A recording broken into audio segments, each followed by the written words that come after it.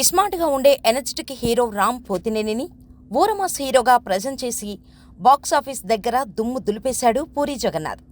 ఇస్మార్ట్ శంకర్ సినిమాతో మాస్ ఆడియన్స్కి మరింత దగ్గరయ్యాడు రామ్. అయితే ఇదే జోష్లో చేసిన వారియర్, స్కంద సినిమాలు మాత్రం బాక్సాఫీస్ దగ్గర బోల్తా కొట్టేశాయి. దీంతో మరోసారి రామ్, పూరీ కలిసి డబుల్ స్మార్ట్ సినిమా చేస్తున్నారు. ప్రస్తుతం ఈ సినిమా షూటింగ్ ముంబైలో జరుగుతోంది.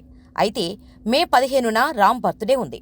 దీంతో బర్త్డే ట్రీట్గా టీజర్ రిలీజ్ చేయడానికి రెడీ అవుతున్నారు మేకర్స్.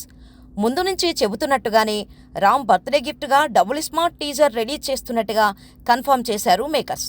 ఈ టీజర్ ఓరమాస్గా ఉంటుందని తెలుస్తోంది. Puri mark dialogues, Ram style of mass యాటిట్యూడ్తో అదిరిపోయేలా టీజర్ కట్ చేస్తున్నట్టుగా సమాచారం.